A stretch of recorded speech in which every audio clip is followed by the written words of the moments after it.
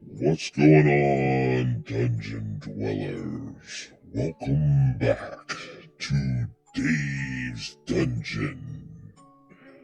It's good to see you all returning, creeps, ghouls, mutant family, weirdos, all one and alike. Tonight, I bring you another spooky tale from Shudder, an original called When Evil Lurks. This one is from 2023, and it's 100 minutes long. Look out though, this one's in Spanish. The winner of our Foreign Horror Award. I like to keep my eyes out for one of these a year to award, and this one's won the special privilege. Written and directed by Demian Ragnar, this one is sure to give you quite a fright. It all begins with a pair of brothers named Pedro and Jamie. Jamie, but Jamie, you get it. They're what we get this time for heroes. But in my opinion, they're more like a couple of idiots if you really get down to it. Because they don't quite know when to stop. Because from the first sight of blood and diseased flesh gnawed on, it feels like they're scared of the wrong things for the wrong reasons. And I do mean all the wrong reasons. And it goes on until it's far too late to do anything about it. It's like at first they're scared of a cat. Then maybe it's a disease. Then maybe it's something bad. Then they understand, but then there's nothing they can do about it. Just keep getting sideswiped over and over and over again. But I guarantee you some of you out there will have the same experience as you watch this one. Last time I found something that looked halfway between a mechanical clock and a sundial like this thing in the movie. We were running from some sort of warlock, either trying to locate the witch's Bible or find some ancient lost druid stones for sealing Satan far within the earth. Wow, I had to really struggle for that one. But Pedro gives us our first taste that something is not quite right in this place as he screams at his little boy, "Churches are dead, boy." Bit of extra hot coming from an adult, and it's quite the first sign that something has gone all the way wrong. Other than the still living rotting mound of flesh Maria Elena had been hiding inside her house. You know, more than that. Then we find out that they are called the Run, which, I mean, isn't difficult to understand. If mean as hell, even for me. But then they call them the Possessed, which at first makes you think, no, this looks more like zombie or disease or infection, but no, they do mean possessed. as if by ghost or demon or curse somehow. This is the first time the audience and our two heroes don't fully understand or misunderstand what's happening and what they actually should be doing. And as always, as is with these horror movies during Spooktober, the cops can't and won't save you, and are useless here. You're on your own. But Pedro and Amy learned the first rule. Whatever it is that makes the run also affects the animals first. Then even the dead.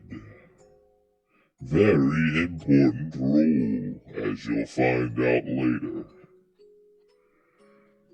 So, what are two brothers to do? They go to Ruiz, a rather skeptical man who owns the lands of their neighborhood. What's he gonna do? What all men of power do, of course. Think it's the state, that somehow they've abandoned him and are leaving it for him to deal with so they can get his land and his property. Oh, silly man.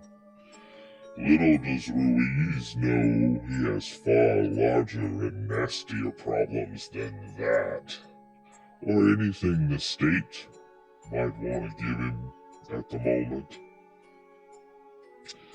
Then we learn from Elena Maria, rule number 2. You can't kill evil with a gun. It only spreads the evil when you try it. Ruiz goes off to rush and do something against wiser judgments, but gets shouted down at the right moment, so he doesn't actually end up making the mistake. And I don't know if it's quite rule number 3 or an extension of rule number 2, but we find out you mustn't harm them, no matter what, unless you want the evil you do to them to be returned or spread. But the good men can't leave it here. They can't just let it lie. So what are they to do? They've gotta move it somewhere. Gotta get it out of here before it rots everything else away. But as with everything, they should have waited for the professional remover. Or at least their backup. But they conveniently almost run over a kid on his way to school and lose Big Nasty in a swerve. And now, officially, all hell has broken loose. And like any good adult, what do they decide to do? Now that Big Nasty's falling out of the back of the truck? Oh, fuck it, we took it far enough. Not our problem anymore. La la la la la la la, fa fa fa fa fa. Meanwhile, back at Armando Ruiz's house, his goats are not behaving the way they should anymore. Especially one that walks right at his wife. And when Ruiz gets there, Ruiz's shotgun. And as if everyone wasn't warning you not to shoot things that have this thing inside them. What's Ruiz do? Bang, bang, blows the goat's head off.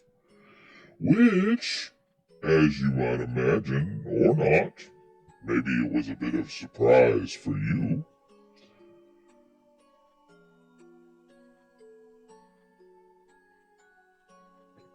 Ruiz's wife, Jimena, buries that axe neck deep in Ruiz herself, pregnant and all, and then turns it on herself. Whack, whack, whack, whack, whack. Oh, such a... And for those of you wondering, yeah, that's what's on the cover screen. Yeah. Houston, we officially got problems.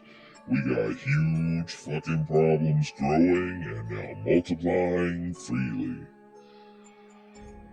Oh, so then we learn rule number 4 from the little boy who was Maria Elena's son. Not the one that swole, but the other one. Don't use the electric lights. Their shadows bring in the evil.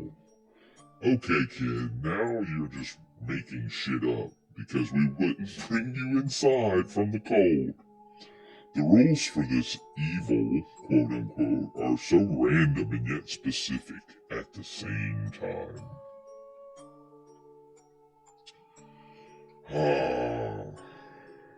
But then, Pedro hits it in his head to go do something that I don't know if it was a good idea.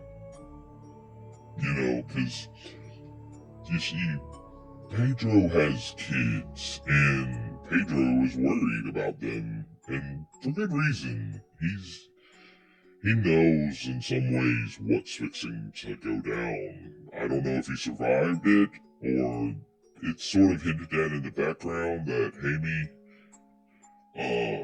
might have encountered one of these as a kid and was saved by someone, but you get the sense that Pedro knows he needs to go get his kids. So, what do? You go have one of the hardest conversations with your ex-wife. That isn't that you cheated on her while naked in her kitchen. Yeah, that's what you go do. She's not gonna think you're crazy. And really, at some point Pedro should have asked himself if he was helping at all, or whether him and Hammy being there was the cause of it spreading everywhere it went, and whether they should have just left everything and everyone. But they don't question that quick enough. They don't do that quick enough. Because boy oh boy, bad dog. Bad dog. Ah, poor Vicky. And everyone's screaming at them in Leo and the police officers, don't shoot anything, don't shoot the dog, don't shoot. And yet what's the first thing they grab? A gun. And what's the first thing they do? Shoot the damn dog. Saves Vicky, right? Right? No, history just repeats itself, and that vicious cycle repeats over again. Here's another clue that you're not scared of the right things, and what you're imagining this is, it ain't. Well, we finally get young Santino, and what's the other kid's name?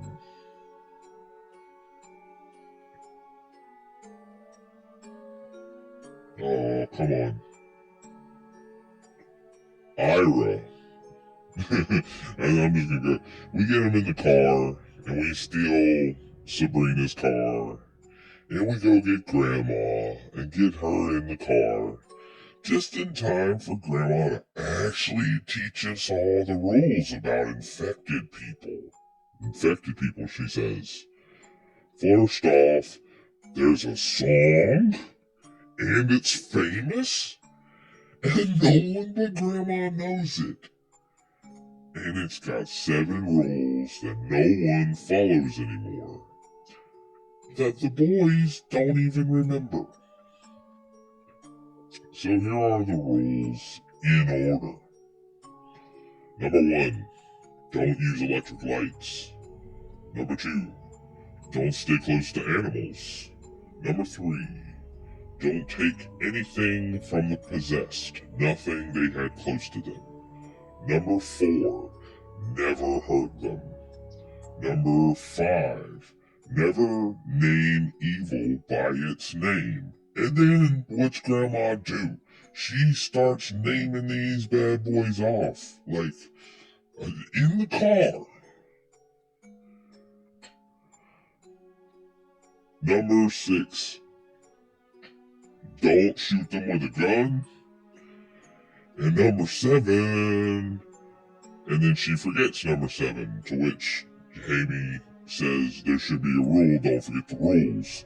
But we find out later the rule is don't be afraid to die. And really what that actually means is don't be afraid at all, because what you're afraid of, the thing will use. And I gotta say, if that's the rules that keep the end of the world from happening, you can probably bet even I'm gonna fall prey to them. But then we get a rather rude phone call from a very, very dead wife. She knows where they are, and she's coming to get them. She's coming to get her kids. Oh, good, yeah.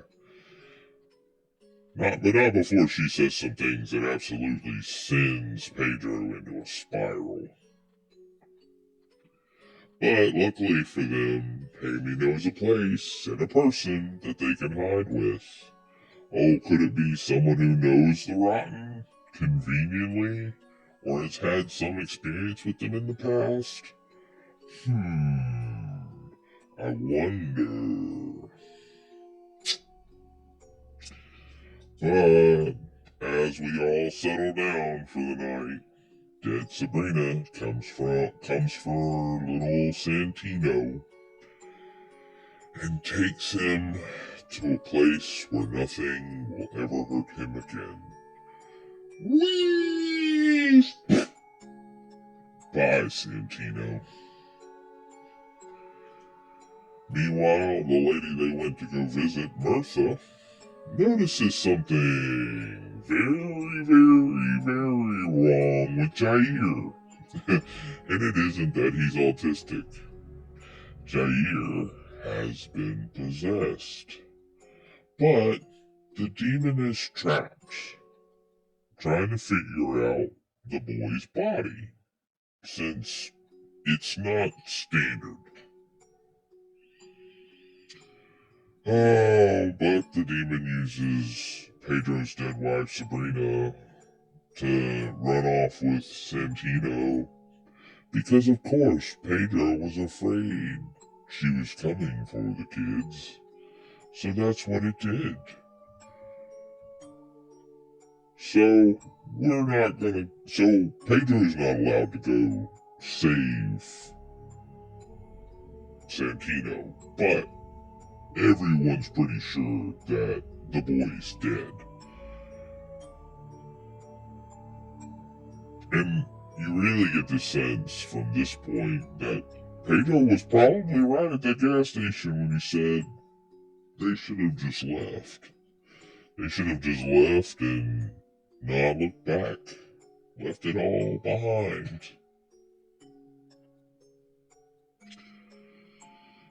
But as we find out from Mirtha, somehow Big Sexy's not dead, but still alive, and is now moved, and has been hidden, and somebody's guarding it. Luckily for the two brothers, shouldn't be too hard to find given the smell. And Mirtha has one of those weird compasses the brothers found at the beginning of the movie that the cleaner had and was using. So it's all coming full circle. You realize what Pedro had in his hand all along. But according to Mirtha, they need to get to it and kill it quickly because it's coming through something called a birthing process rather quickly and is almost complete. So they need to find it and deal with it now. Yay, Mirtha called the brothers out for being idiots for moving a rotten in the first place. Do it again, Mirtha. Do it again for causing all this shit in the first place. Both of you stupid idiots. I don't care if Louise was threatening you. So now, Amy, Pedro, and Mirtha get to go do some rotten hunting while they ride around the city, which has strangely kept all its lights off. Can't imagine that's a good sign. But don't worry, they get to play bumper hockey. Ba-bonk, ba-bonk. We do catch up with Sabrina, though, on the road. Amy finds her. But his chances of getting Santino back are nil, given, Sabrina already snapped into that boy like he was a Slim Jim, started, getting her something to eat. And, of course, at this sight, Amy decides to just float into her and a tree like a fucking dingus. And, you know, he takes her out, but at what cost? Meanwhile, Grandma and Jair back at Mirtha's house are, in for quite a night as Jair gets up off the porch and is suddenly much better now, able to walk and talk and walks right in the house and puts on a blanket and goes, "Grandma, I'm hungry. Grandma, I'm cold." I guess the demon did finally figure out the boy's body after all, and that left him feeling a little peckish. Feed me, Grandma. Oh, and then we get into something that I know some of you are really gonna be mad at me for. School full of quiet children, all present in the middle of the night. Even some teachers I know are going back out quietly and slowly. Those aren't kids. There's something wrong with those kids and it ain't drugs. I say back out slowly and light the building on fire. And look, problem solved. But, apparently you can't just do that. So, okay, we have to do the special ritual, right? But Mirtha leaves the shit she needs to do the special ritual in the truck. Mirtha, if I was mad at everyone for being a dipshit in this film, I also have to be mad at you for leaving everything you needed out in the truck so the two of you could get separated, and then for the boy, Pedro, to think it's okay for me to run out there and get this thing. I'm gonna go get this other thing, only for you two to get separated at a moment when you couldn't get separated. You're just as dumb as the rest of them.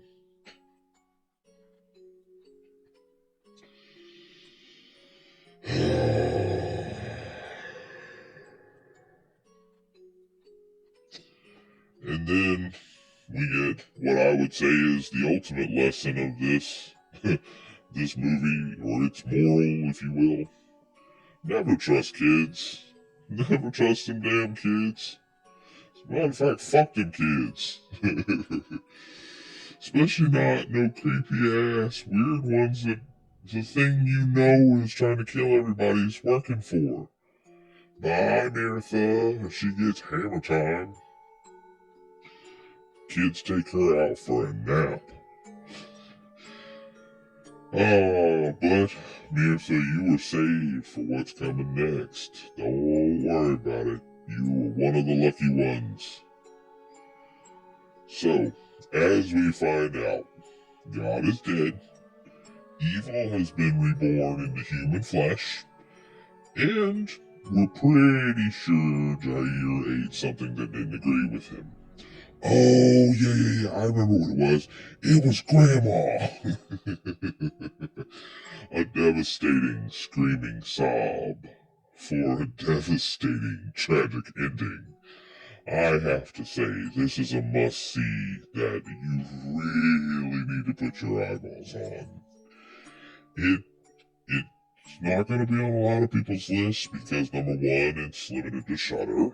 But number two, it's a foreign film, and I gotta say, so many films come from overseas that we just overlook because there's a language barrier, but I swear, this is one you won't want to pass up. But, that's gonna have to do it for this time, folks. I hope you enjoyed this episode. Creeps, ghouls, mutant fam, and dungeon dwellers, one and all.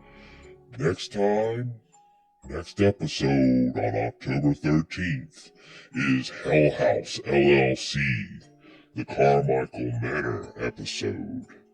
Followed by, on October the 15th, the third Saturday in October, parts 1 and part 5, a double feature. I hope to see you around the campfire there. But until then, night, sleep tight, and for God's sakes, don't let the possessed children bite. Sweet dreams, everyone.